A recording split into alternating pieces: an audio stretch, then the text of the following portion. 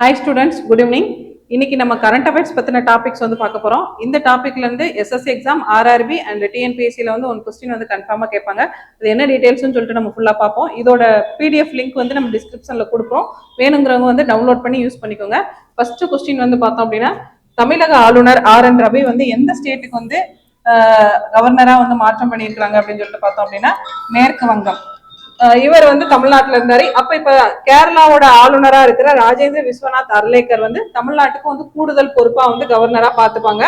Next வந்து டெல்லியின் துணைநிலை ஆளுநராக வந்து தரஞ்சித் சிங் அவங்க வந்து அப்பாயிண்ட் ஆயிருக்கிறாங்க புதுசா.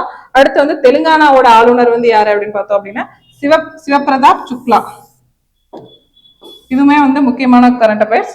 நெக்ஸ்ட் வந்து மகாராஷ்டிராவோட ஆளுநராக ஜிஷ்ணு தேவ் வர்மா அவங்களும் வந்து புதுசா வந்து அப்பாயின்மெண்ட் ஆயிருக்கிறாங்க. நெக்ஸ்ட் வந்து பீகாரோட ஆளுநர் வந்து சையத் அதா ஹசைன் அவங்களும் வந்து நியமனம் ஆயிருக்கிறாங்க. நெக்ஸ்ட் வந்து இமாச்சல் பிரதேசோட ஆளுநர் வந்து கவிந்தர் குப்தா. நெக்ஸ்ட் வந்து நாகாலாந்தோட ஆளுநர் வந்து நந்த் கிஷோர் யாதவ் அவங்க வந்து அப்பாயின்மெண்ட் ஆயிருக்கிறாங்க. நெக்ஸ்ட் வந்து லடாக்கின் துணைநிலை ஆளுநர் வந்து வினப்பகுமார் சக்கேனா.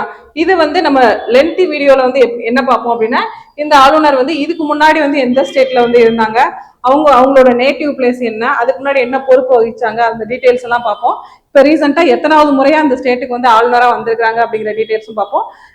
வேற ஏதாவது இதை பத்தின டவுட்ஸ் தேவைப்பட்டது அப்படின்னா ஸ்கிரீன்ல தெரிய நம்பருக்கு கால் பண்ணுங்க. Okay, thank you.